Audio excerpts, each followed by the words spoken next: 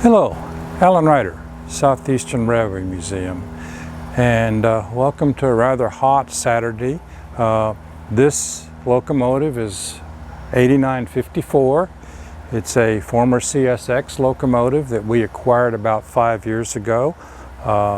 It's quite a interesting story about the donation, a little bit more on that a little bit later.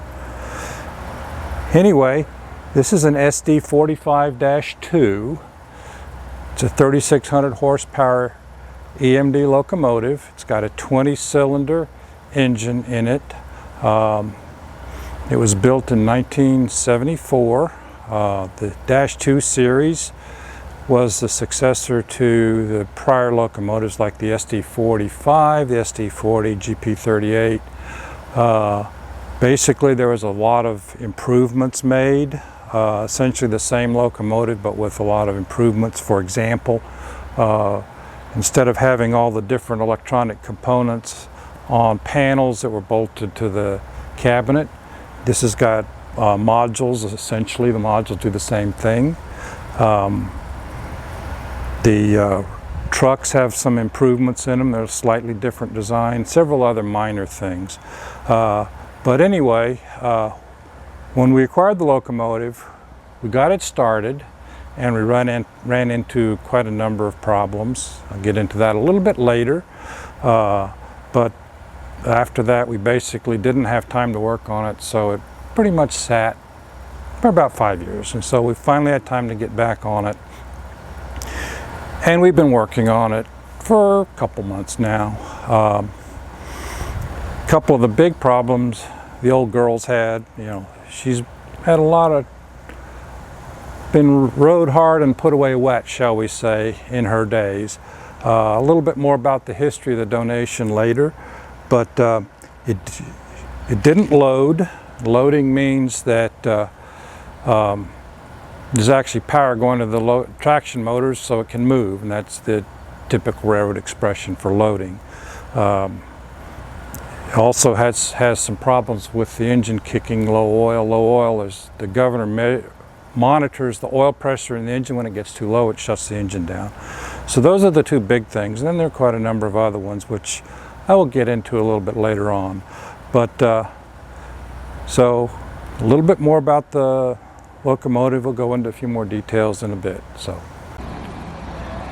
this is one of the two batteries for the locomotive. Each one is 32 volts. There's one on this side and one on the other side. And just like automobile batteries, they don't last forever. For a locomotive, maybe 5 years. And these batteries are worn out, tired, dead, whatever you want to call it. So that's why we have 8202 sitting here, so we can jump the locomotive off and get it started. Again, this is as we get through evaluating everything, we'll make some decisions about the batteries. You go to Batteries Plus and buy a set of a battery for your car. It's maybe a couple $100. For a locomotive, it's a little bit more, like around $10,000 for two batteries. These are called unitized or unitized batteries. Some of the other locomotives, like 8202 behind me, use 8 smaller batteries. Same thing, just different arrangement. Take these out with a forklift. They're not too difficult to deal with. So this is the air compressor, and as you can see, it's leaking a little bit. It was leaking a lot before I made these temporary repairs, and that is from the cold snap that we had about 2 years ago. Ordinarily, when you drain a locomotive, and locomotives do not use antifreeze, it's just too expensive, and the chemicals in antifreeze can do damage to the bearings if the coolant gets into the oil. So neither EMD nor GE use antifreeze. Anyhow, even though we drained it, there was enough sediment and other stuff in that bottom area. This is the low pressure air compressor head, incidentally. it swelled up and broke the head. So I made some temporary repairs. It's not perfect, but it's good enough for troubleshooting. Once we get everything figured out and what all we need to do to this locomotive, we'll probably get a new head and replace it. It's not a terribly difficult job. This is an injector. This is a typical for the EMD older locomotives. The newer ones actually have electronic fuel injection, but this is mechanical. And the way it works is this whole section here goes down into the head and into the power assembly, and this is the tip which goes into the combustion chamber. This is all held down. This spot here is what's called the rack, or the operating rod. That's fuel off, and this is fuel all the way on.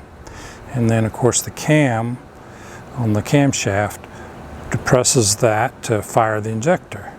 And our problem is that we have a bunch of them, a bunch of the injectors that are stuck, and that's this section here won't move. Some of them, this has gone down and doesn't pop up. So EMD thought of that in a way, and incidentally this is where the fuel lines come in right here. But right here, this little hole is a place where you can put a lubricant, such as they recommend alcohol, and then work it back and forth. And that's what I did, using a couple of pry bars to gently work this thing and break it free.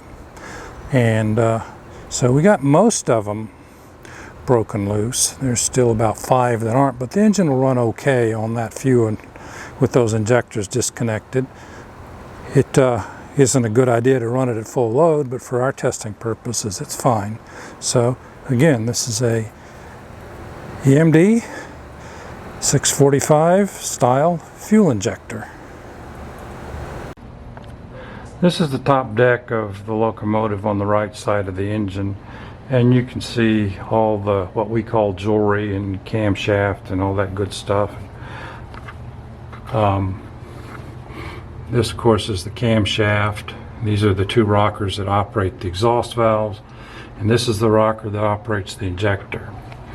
And you can see the fuel lines here that go into the injector, and then this is the link to what we call the rack. And the governor moves this rod, this rack here, down here, focus, and that operates the injector.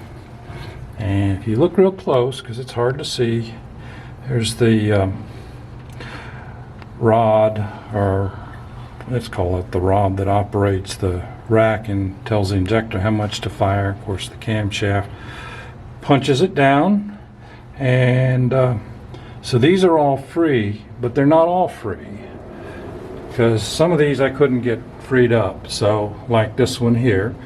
So rather than trying to fight it, because really we wanted to get the locomotive running to troubleshoot it and sort out all the other problems, I disconnected the link and tie wrapped it up out of the way.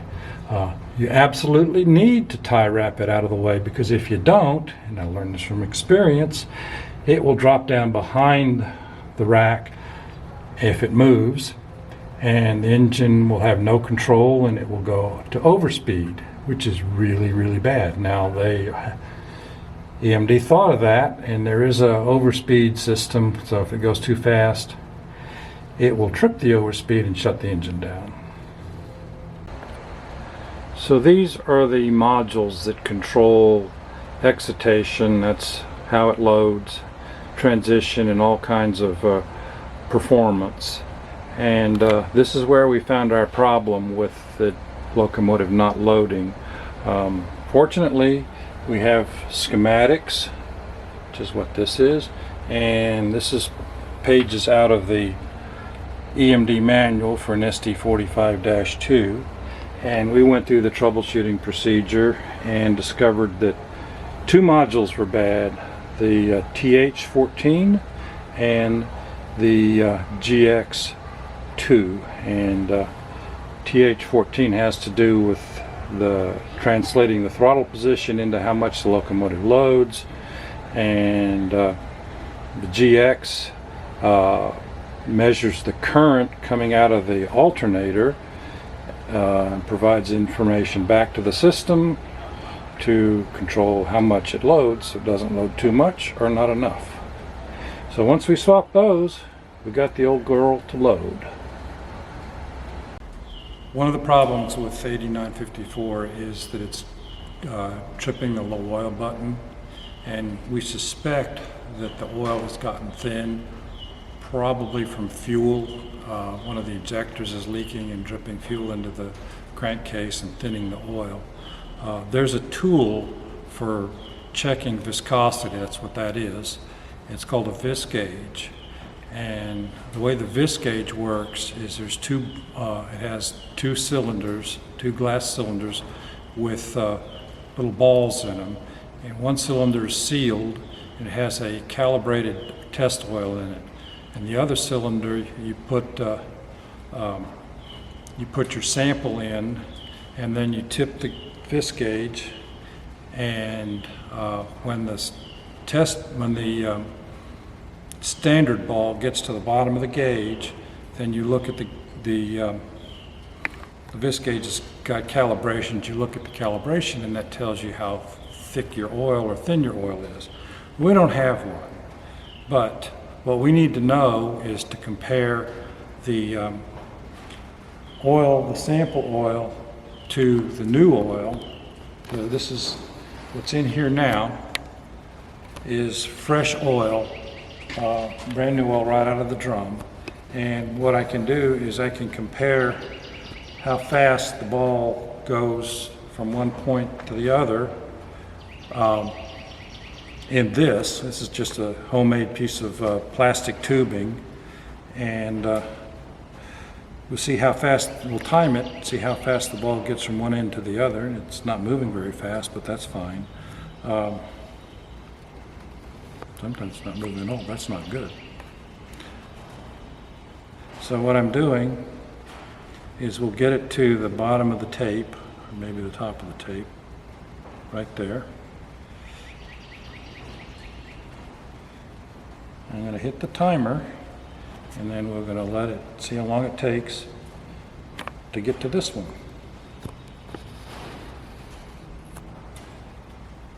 I didn't know how fast the balls would move, so I made this really long, and it doesn't need to be long.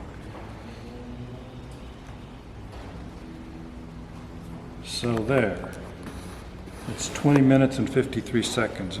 We did the fresh new oil. This is the old oil that took out of the locomotive. So pour it in here. Hopefully not make too big a mess. Cork.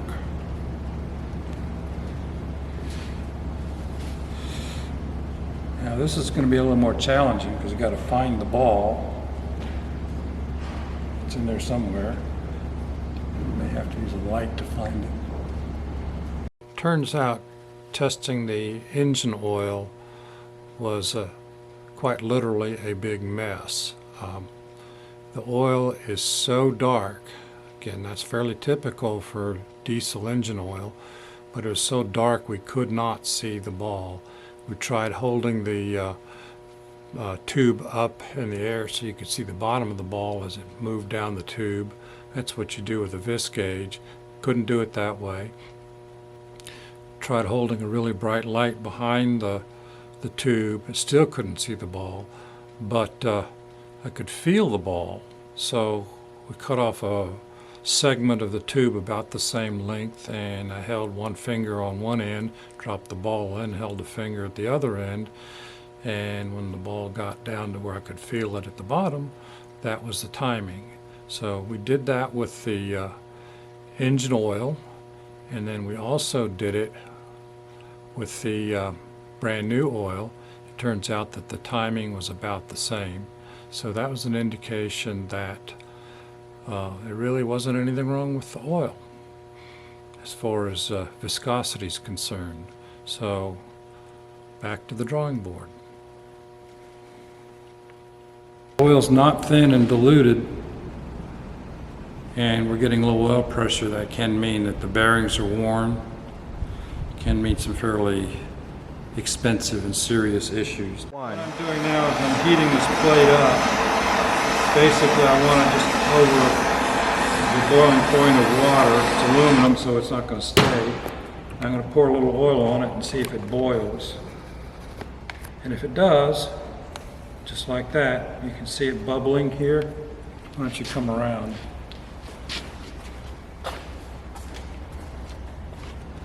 See how, of course, the aluminum's cooling off real fast. But you see how it's bubbling? That's telling me that there's water in the oil, and that's not good. So I suspected that because I could see that the oil was cloudy. That's another way you can tell. This is regular new oil. Shouldn't do anything. And it doesn't. So where do we go from here?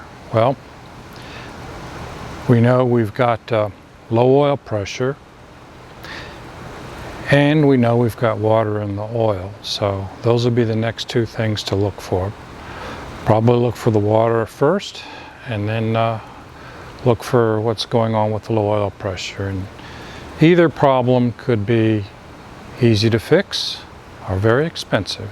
We will not know, and we'll have to make that another video because time is running out on this one.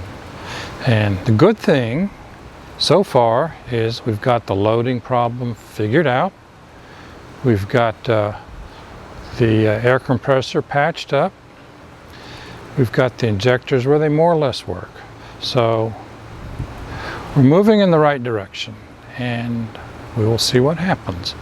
And this will conclude this video, and as always, we thank you very much for watching.